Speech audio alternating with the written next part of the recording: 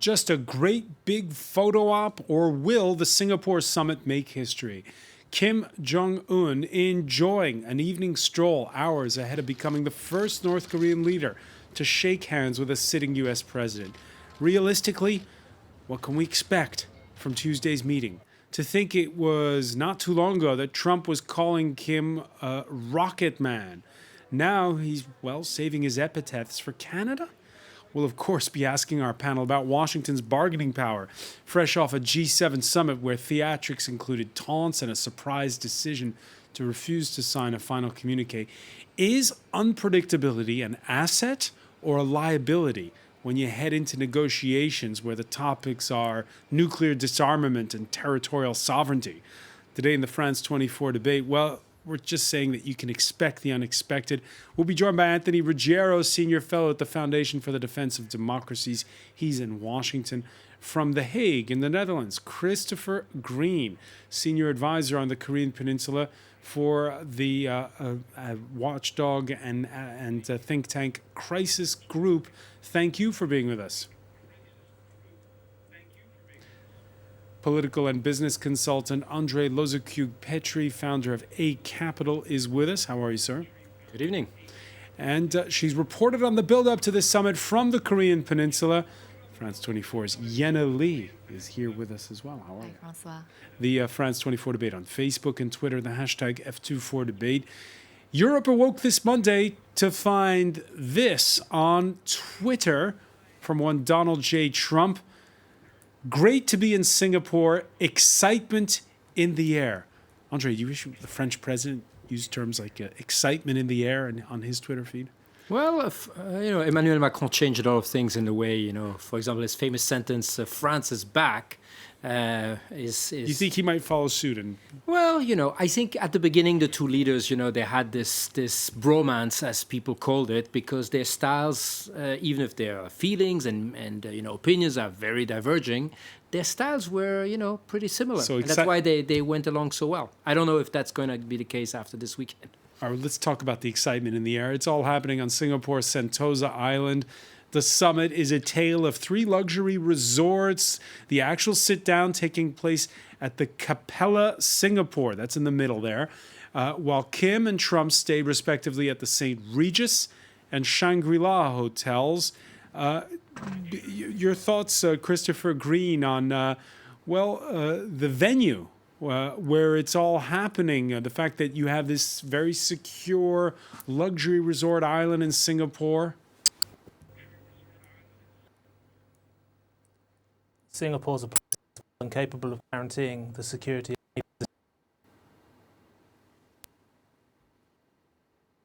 All right, we seem to be losing the connection there with The Hague. We're going to try to sort that out and have it fixed very shortly.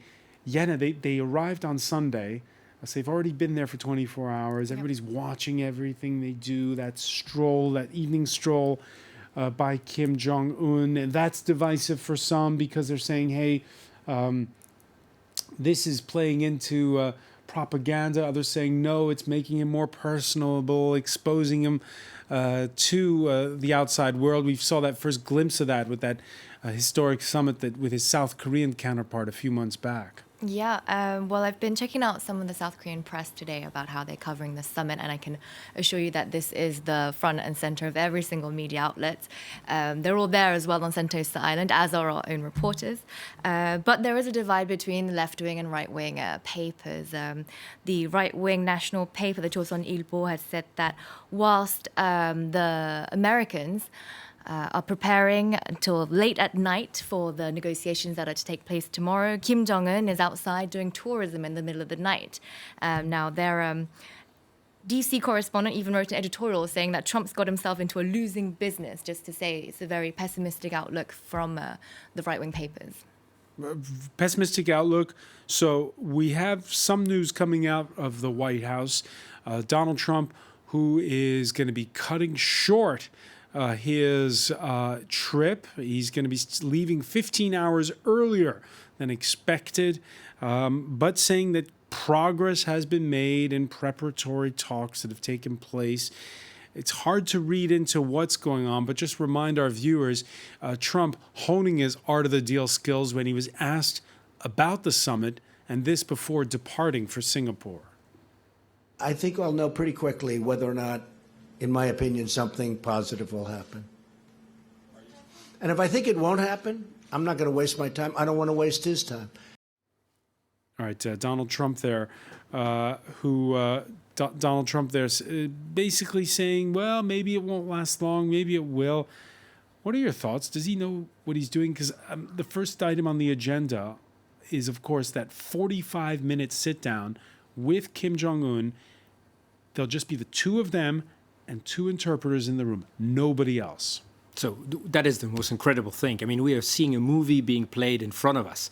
You have the two most unpredictable leaders on this planet who are meeting. I mean, that's a show. And I can understand why also Singapore is very happy to be at the center stage of that. And they might actually pay the bills of the North Korean leader. Everything can happen, but obviously what is at stake? On one side, you have a country which has been barred from any kind of access to international finance, trade, except a bit with China, who has everything to win, because for them it's an opening up to the rest of the world. I mean, Kim knows very well he needs to save the economy. And for Trump, it's not clear what he can win out of it. It's probably the leader, the image of a leader that can change the status quo, which at home will probably bring him big wins too.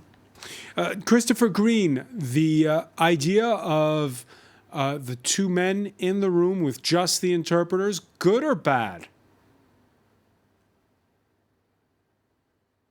If the two men are very well prepared for that conversation, then there's nothing wrong with it. It's not at all abnormal for two leaders at a summit to behave that way.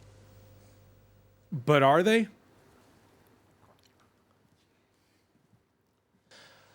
I certainly think Kim Jong-un is well up on all of the political dimensions of this problem. He's not a scientist, and he doesn't have scientists on his delegation, but he's well aware of the political requirements, the things he has to get done. On Donald Trump's side, I don't know. There's been a fair amount of preparation in recent weeks for this event. I know that Trump himself is unpredictable and might simply say something that was not in the script. But at least we know that the people on his team have been preparing him well and doing their very best heretofore. The White House saying things are are moving faster than we first thought, and yet he's leaving early. What does that tell you? Well, Kim Jong-un also, there's rumors that he's leaving just a few hours after the end of the summit. I think both men are playing the same game, which is to set themselves up to make a small concession. If things are going well, they could say, you know, we're both going to stay a little longer because this conversation is worth having. And that looks good. All right, in preliminary talks, the U.S. Secretary of State making it clear there'd be no easing of sanctions without an agreement. All the while, Mike Pompeo making conciliatory noises. President Trump recognizes Chairman Kim's desire for security and is prepared to ensure that a North Korea free of weapons of mass destruction is also a secure North Korea. We're prepared to take actions that will provide them sufficient certainty that they can be comfortable that denuclearization isn't something that ends badly for them. Indeed, just the opposite. Now, Christopher Green, forgive me, but you kind of have the impression when Mike Pompeo says that it's still doing damage control from that talk show interview that Donald Trump's new national security advisor, John Bolton, gave, in which he espoused a Libya model. Libya, of course, which gave up its nuclear weapons only to have its leader a few years later toppled. Do you have that sense as well when you hear Pompeo talking about it, him guaranteeing that it'll be a winning deal for the North Koreans if they give up their nukes? Look, clearly what John Bolton said was not helpful. It was not a productive intervention into the debate at all. But I think the US has been ameliorating its original stance over a period that goes back longer than that. I think they started off with a pretty hardline, immediate, verifiable denuclearization before any benefits will accrue to North Korea. That has been greatly ameliorated in recent weeks, which I think is a good thing, puts them in a better place to get in line with an action-for-action kind of phased reciprocal deal, which has a far greater chance of success. But I don't think this is entirely about Bolton. Don't think it's entirely about Bolton, Yenna Lee? I mean, he left a pretty huge impact on the whole debate. But what's interesting as well is to see that the complete verifiable, irreversible denuclearization that the US had been asking for is now being tempered by this other thing called the CVIG, which is the complete, verifiable, irreversible guarantees that North Korea is bound to be looking for as well from the US. So it's all going to be about how the two teams can come up with something that they can both agree on, which will probably be very little, but little more than nothing, I guess. And do you get the sense when you listen to Mike Pompeo that he'd be willing to give up the U.S.'s own nuclear capabilities on the Korean peninsula? Absolutely not. I don't think that at most the US might withdraw some troops, but getting rid of its nuclear capacities anywhere in the world is not in the US interests. Not in the U.S. interest. What are they expecting from the United States in these talks? I think the Moon Jae-in government, the Moon Jae-in administration has been very active in trying to get this to happen. I think arguably without Moon Jae-in, this summit would never have taken place. I mean, it hasn't taken place yet, but we wouldn't have gotten this far without the administration. They're hoping that something, even the smallest kind of agreement, will be better than nothing for a government that was elected on a promise of rapprochement with North Korea after two consecutive conservative governments during which North Korea really developed and showed off its nuclear capacity. Is a handshake in and of itself a win? I think for Moon Jae-in's government, anything short of a massive catastrophe, anything short of one of the two leaders storming out, they're going to hail it as a win. Andrei Luzakruk-Pietri? And let's not forget, they should not leave earlier, and they should not tweet in the plane back to DC that actually the whole agreement is nonsense, like Donald Trump did at the G7. So I think it's beyond the. But you know, I read a bit about the preparation, and it's interesting to see that. And it has already started with the moonwalk of Kim Jong-Un, to see that a lot of the battle will be also in the pictures, in the images. If the handshake is happening at the beginning of the summit, it may be considered as a win for Kim. If it's only at the end, that means the two leaders have found where they are going to eat. Are they going to have lunch? Are they going to have dinner? Well, they're having a lunch. They're having a lunch. The that's lunch planned. comes after this sit-down. Exactly. Is that the right order to do this in? Well, in any case, a dinner would have been too far, diplomatically speaking, because that would have been a diplomatic act. Andrei Luzakruk-Pietri, comment for us these images. What are your thoughts when you see them? Is that already a win for Kim? It's a massive win. I mean, he was a pariah 6 months ago. What do I say? 3 months ago. He is going to have a handshake with the most powerful man on earth, which, agreed, has lost a lot of credibility in the last months and probably in the last days with the Europeans in particular. But, you know, he's going to give this leader of North Korea the ultimate credibility that they can have to be at par, because a handshake is what a handshake is basically a symbol that you're talking to each other at equal footing. And, you know, North Korea is this outlier on the world stage, being so reclusive that, of course, everybody's fascinated when we see these images. I think North Korea, the fact that the state was so closed off, this hermit country. What are you thinking when you see Kim going for a walk there? I mean, there is a little bit of fascination, and you see people on the ground. There've been interviews of people being like, "Wow, we've queued up outside to see Kim Jong-un." He took a selfie with the Singaporean foreign minister. But the fact is, he is the leader of a regime that has committed huge human rights violations, and we mustn't forget that he is after all just a leader. He's not like some crazy cartoon character.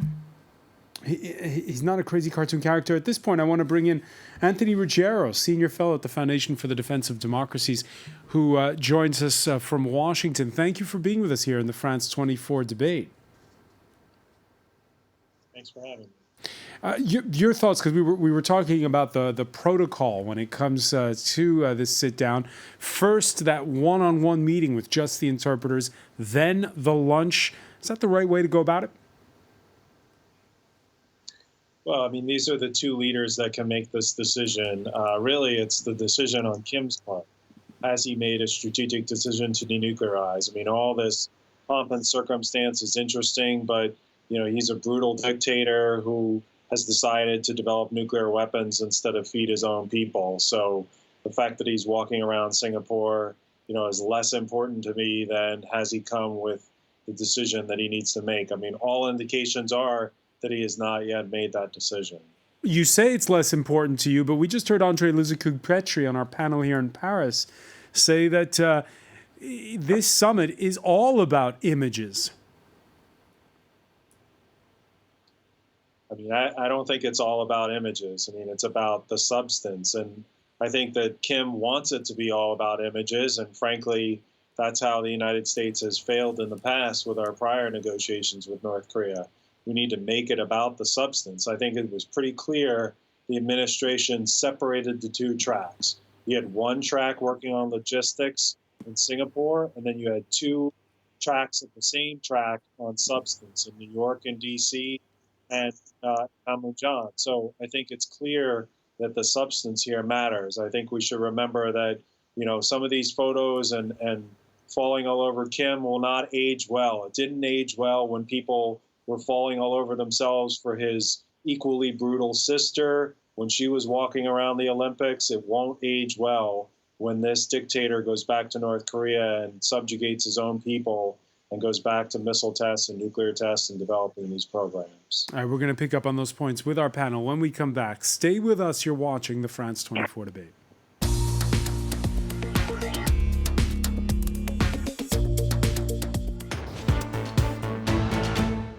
Welcome back, or welcome if you're just joining us. It's the France 24 debate, and we're counting down the hours until Kim Jong-Un becomes the first North Korean leader to shake hands with a sitting U.S. president. We're talking about it with Anthony Ruggiero, senior fellow at the Foundation for the Defense of Democracies, who is with us from Washington.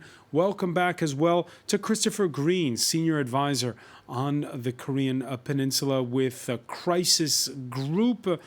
Joining us here in the studio, Andrei Luzicug-Petri, founder of A Capital, and France 24's Yenna Lee, just back from covering the build-up to this summit in South Korea. When Kim Jong-un sits down with Donald Trump in just a few hours, the question is whether he's followed the theatrics from the U.S. president's last stop. This was in Canada, where he refused to sign a final communique at the G7 summit, with a trade row with his Canadian hosts escalating. His trade advisor had this to say about Canada's Prime Minister, Justin Trudeau.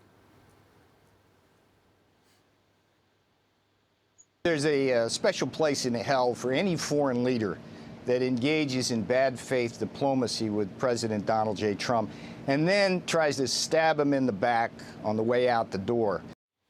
Christopher Green, if you're Kim Jong-un, what do you think of that statement?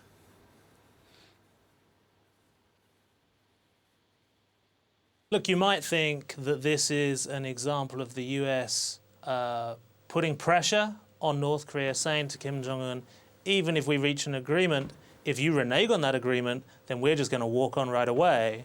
That's possible. I'm not sure about that being the intent behind what went on at the G7, though, but that message could have gone to Kim Jong-un for sure. So you're saying that, in effect, this could play in favor of Donald Trump as he's negotiating with the North Koreans? Well, perhaps. But the North Koreans, this is not their first rodeo. They have negotiated with hard negotiators before. So they won't be fazed by this, I'm afraid. Anthony Ruggiero, you agree? Well, I think the North Koreans are slowly learning that President Trump is different than most U.S. presidents. I think both Kim Jong-un and Chinese President Xi Jinping in January 2017 thought that Donald Trump was like the rest of the American presidents, but he has decided to sanction China, which other presidents had not done to that point. And he has used his rhetoric, military moves, sanctions. Donald Trump has put more sanctions on North Korea in his 15 months in office than President Obama did in 8 years alone.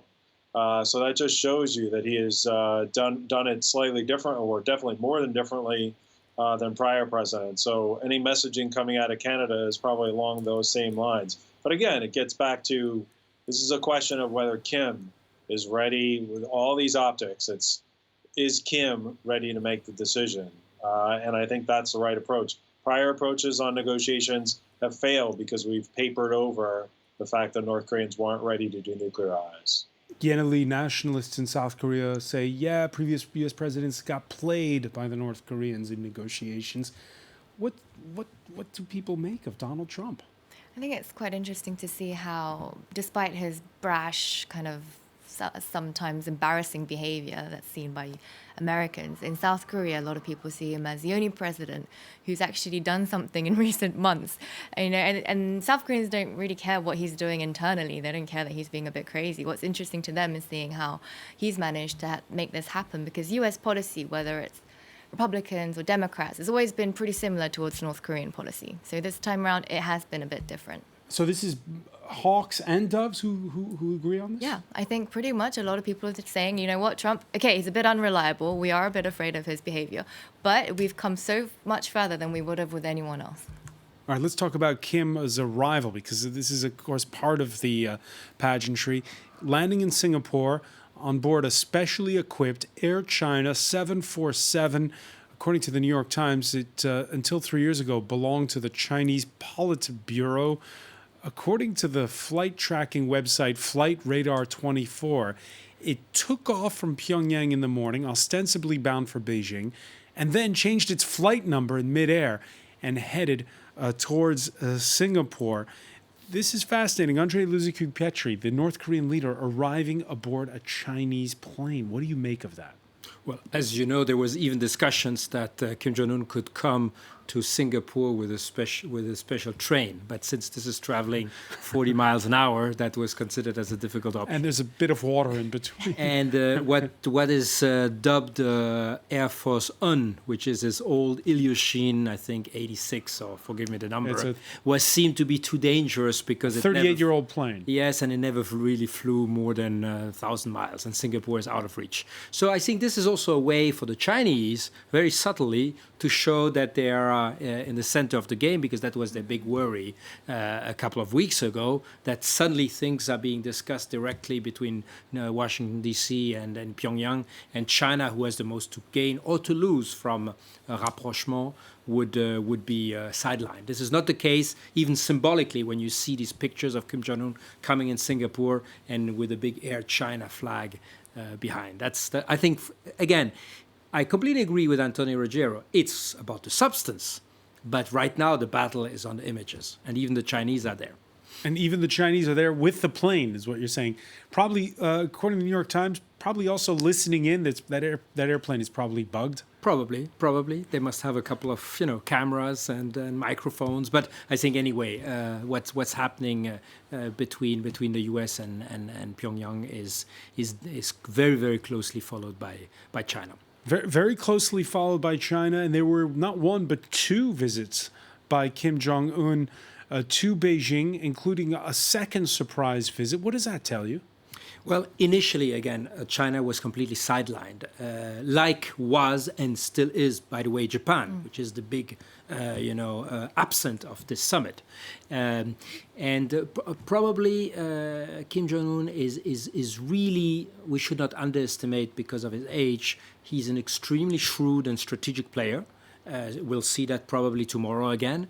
And he has understood that, again, shaking hands with Xi Jinping was the best way to put himself again at par and to make sure that he has the support of the big brother going its own way. So on one side, you have more and more independent North Korean diplomacy, which is relatively news, because China was always playing in the back. And on the other side is also showing respect and making sure that Xi Jinping would not see him too much as a loose cannon, which he is. We had earlier in the day, Christopher Green, a telephone call between the Japanese Prime Minister Shinzo Abe and Donald Trump. You just heard Andre mentioning how, the significance of Kim using a Chinese plane. The regional players each have their side, it seems, heading into this summit. Absolutely. They've been working hard. China, Japan, even Russia to a lesser extent, have been working hard to make sure that their interests are known and are represented by the North Koreans going into these talks with the United States. You know, China in particular, whilst in 2017 they just wanted to see talks and that this would lead to stability on their northeastern frontier, now they want to make sure that their interests are not going to be sidelined, that they won't have problems. Japan feels the same way, and so Abe and Xi Jinping are playing the same game of trying to make sure that neither side in the talks tomorrow make some kind of bold promise that actually sidelines the serious national interests of China or Japan. Okay, so what is China's interest? What's Japan's interest? China is keen to make sure at the extreme end that the North Korean side doesn't drift into the orbit of the United States, leaving China with a more US-oriented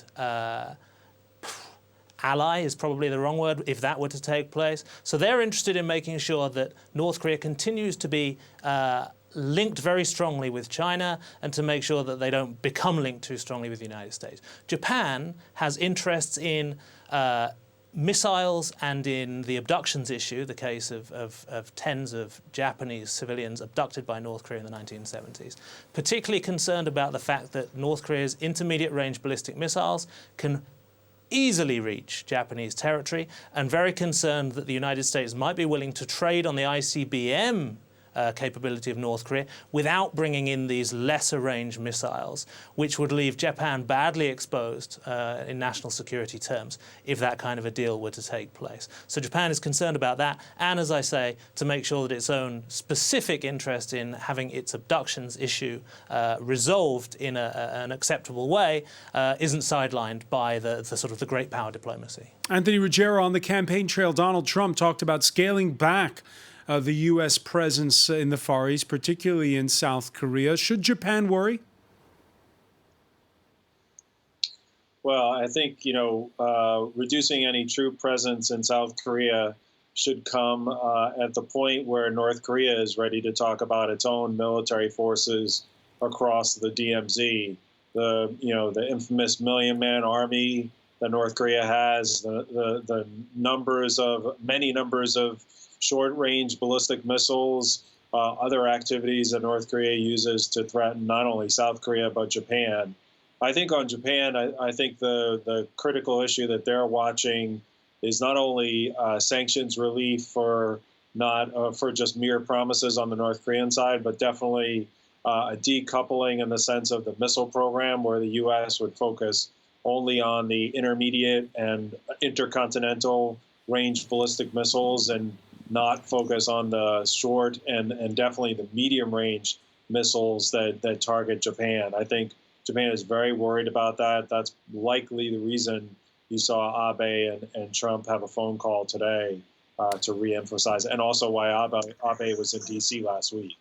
Now, part of the perfect storm that made this meeting possible was a domestic corruption scandal in South Korea that, you'll recall, less than a year ago, forced out a nationalist president. Park Geun-hye's successor, Moon Jae-in, brings dovish overtones and hopes that a final deal can be reached, well, to officially end the Korean War. I hope that a major agreement on ending hostile relations between the U.S. and North Korea and the denuclearization of the Korean peninsula will be achieved in this summit. If we were able to get to the negotiating table, it's because of President Trump's and Chairman Kim's bold decisions. President Trump showed his strong determination to solve the North Korean nuclear crisis and to achieve peace in the Korean peninsula. Chairman Kim expressed his desire for a successful summit. He took bold, preemptive measures on denuclearization, like the dismantlement of the Punggye-ri nuclear test site. Yenna Lee, just how high are expectations in South Korea? I think the expectations are high for this summit to go well. But going well, depends how you define it. Achieving a peace treaty tomorrow is impossible, let's just say that, because it's the legal treaty that has to be put up. And for that to happen, the US has to recognize North Korea before it can sign anything with North Korea. And China has also said it wants to be a part of it as well, because China and the US and North Korea were the three signing parties of the armistice. It looks like the best they can do is promise that they'll talk about it another time. The best they can do for now. And how much has Moon Jae-in riding on this? A lot. Actually, the day after the summit in Singapore, June 13th, are local elections in South Korea that coincide with parliamentary by-elections. And as we all know, local elections, it's a time for approvals, basically. Do we approve the president's policies or not? So a lot is hanging on this because he's made rapprochement the center of his mandate. Do the Koreans want a unified peninsula or just a peace treaty that recognizes the status quo? I think people are approving of Moon Jae-in's rapprochement policies, which a lot of people approve of them, but that doesn't necessarily mean that they all agree on unification or any whatever or however that could be. That's another totally different issue, I think, for a lot of Koreans, especially younger Koreans. I was going to say, is there that generation gap people have talked about, how the younger generation and the older one that remembers the Korean War don't have the same view on how to proceed? Absolutely. If policies towards North Korea, you could pretty much divide between left-wing and right-wing Koreans. When it comes to unification, it's definitely young and old. The younger Koreans are less interested. They want to live peacefully with their neighbor more than risk having a very costly unification. Anthony Ruggiero, are you with the younger or the older South Koreans? Well, I mean, the talk of a peace treaty, I think, is a little premature. But what's the best case scenario? You know, I think for the summit or the for the peninsula?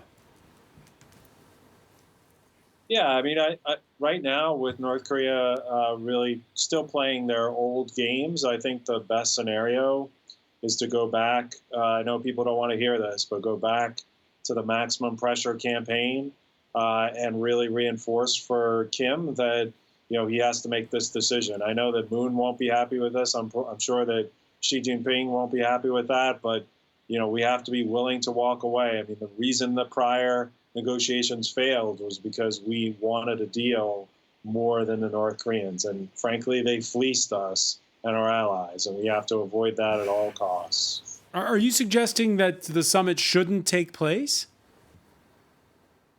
No, I think it's important to have the two leaders in the same room. I would rather have Donald Trump or other members of his administration dealing with North Korea directly rather than carve-outs, particularly messages through China. And I think once Kim said he was willing to meet, the maximum pressure campaign would have evaporated if the U.S. president had said no to a meeting. But I think it's pretty clear from all the reporting that's coming out that they're playing, you know, North Korea is playing their old games. And, you know, there's no reason to continue negotiations when you know the thing you want, denuclearization, is not what they're ready to deliver. But ultimately, what would you like to see? Ending the Korean War officially, would that mean a unified peninsula or two separate states? Well, I mean, I think that a peace treaty under these circumstances, without North Korea making any changes, is a recipe for the U.S. leaving the peninsula, which would allow Kim to essentially dictate, which he's already doing. I mean, Moon is already restricting people from talking out against North Korea, and that's a slippery slope. Certainly, my hope is a unified Korea under democratic rules so we can get rid of these gulags and the WMD programs. That would be great for all Korean people. But that's a long way off, unfortunately, and we need to be, you know, that needs to be what we're looking at in front of us rather than, you know, falling for Kim's trap. Christopher Green, do you agree? You know, it won't please Mr. Ruggiero to hear this, but going back to the full-on maximum pressure campaign is simply not going to work, having come as far as we've come. If you want to get some kind of process that brings in all of the relevant countries surrounding the Korean Peninsula, you have to think about a return to maximum pressure after this kind of summit event. The Chinese probably not going to enforce it in the same way as long as North Korea, or until North Korea returns to nuclear and missile testing.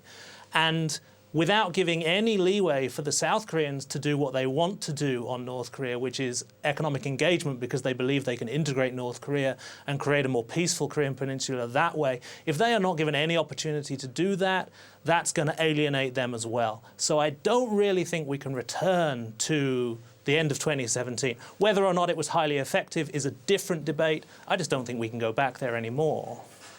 Andrei Lozikuk-Pietri? Look, I would like to be optimistic, because when you saw these pictures with Kim and the South Korean president hopping on each side of the border a couple of weeks ago, this was for all of us a great image, because that was seemed to be impossible. But what is true is that right now, I mean, think in very rational terms. North Korea has gone very far because they wanted to make sure to finalize the testing for the ICBM. Nobody really knows if it works, but it may very well work. And so they have gone so far that even the Chinese turned their back and began to enforce maximum pressure themselves. And so if you see that only in negotiation terms, this might very well be a way for the North Korean to decrease the pressure, to give Donald Trump a win that his methods, his art of the deal is working, give a lot of political credit to the South Korean president, but actually not changing a lot. And when I hear about concessions, I mean, we probably will hear, I don't know, I'm not divining here, but we probably will hear tomorrow that the North Koreans are abandoning their test site in Ponye. But the test site is already completely falling apart because, you know, the mountains are basically broken by previous tests. So giving this up will not be a concession. It will be a concession in a public space, but this is actually a concession that will cost them nothing. So that's the big risk, is that we have concessions which have no real substance. And once again, I'm struck by something you said earlier in the conversation. Kim, this still very young leader who we don't know a lot about, other than that he was educated in Switzerland. You're saying he's proven himself to be an astute political player.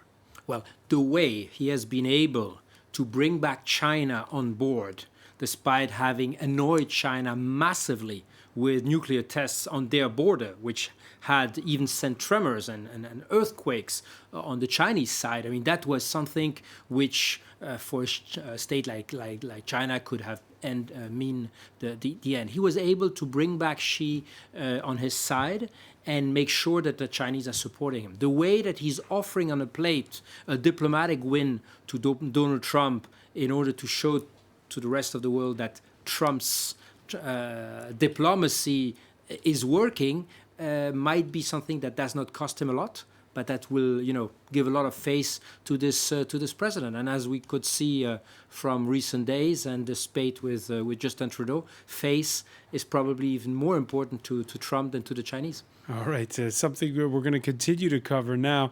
Andrei Lozikuk-Pietri, I want to thank you. I want to thank Anthony Ruggiero in Washington, Christopher Green in The Hague, France 24's very own Yenna Lee. Stay with us.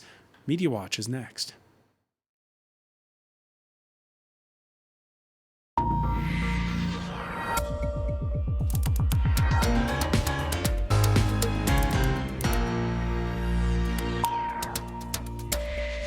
And we say hello to James Creedon. Hi, Francois. So just to pick up actually on the point that Andrei made about the prelude, I suppose, to this summit, as all eyes, I suppose, on that transition from the G7 summit to Singapore. And a couple of articles that pick up on the strategy of Trump, his diplomatic style.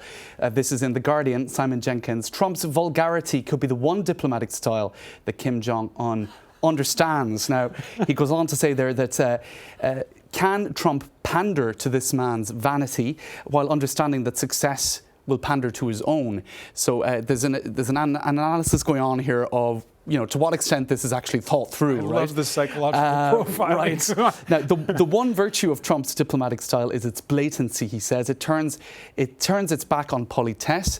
It is loud, personal, real, and leaves little scope for misunderstanding. Just conceivably, it could be the one diplomatic style that Kim Jong-un actually understands. And what he goes on to say here is, if it works, it'll be a mega coup. And it would, I suppose, it would show he could then justly claim that his methods have made the world a safer place. Nothing would make sense anymore, but there you go.